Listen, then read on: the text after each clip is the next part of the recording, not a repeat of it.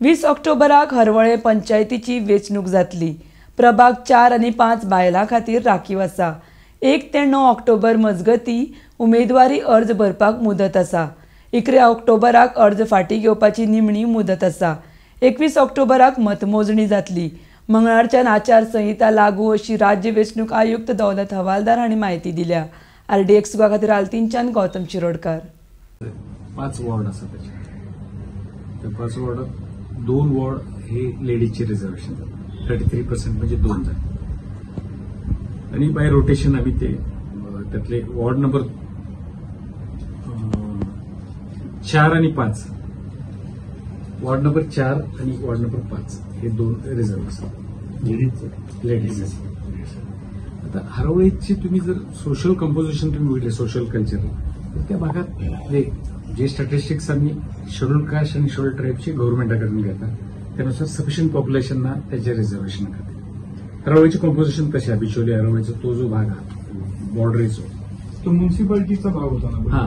हरवळी ही basically आधी सगळी municipality असते। 2011-12ची जी इलेक्शन असली त्यांनी रिफ्यूज केले की आम्ही पार्टिसिपेट जाऊचे ना म्हणून त्यांची सेपरेट इलेक्शन होती।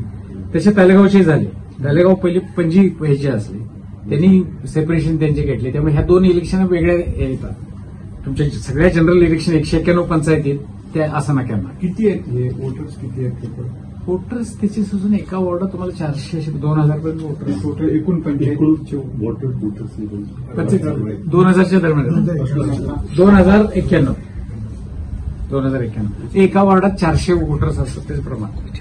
आता एकूण किती वोटर्स आहेत पंचायत? नाही हे म्हणजे हरवळीला 2091 पण एवढ्या छोट्या याला पंचायत मिळते कायद्यात ते कसं तसं काही त्याला मिनिममचं हे नाही आपण नॉर्मली किती करता म्हणजे नॉर्मल बाहेरच्या ह्याच्यात किती असतात पॉप्युलेशन ज्यांना वाढतात आणि त्याचे अर्बनायझेशन जातात त्यांना आम्ही त्याची म्युन्सिपालिटी करतात। पण गोयचो जनरल तुम्ही जर सूर बघितला आता परवरीचा एरिया तालेगावचा एरिया संतगुरचा एरिया हे ऑलमोस्ट आमचे अर्बनच आहे म्हणजे all urban facilities amenities are available in those areas but still most of them are कलंगूट म्हणा दे आर पंचायत। तो गव्हर्नन्सचा इश्यू थोडेसे फरक पडतात म्हणजे तुम्ही पंचायत झाल्यानंतर टॅक्सेशनचा एक विषय असतात म्युन्सिपालिटी झाल्यानंतर टॅक्सेशन केव्हा वाढतात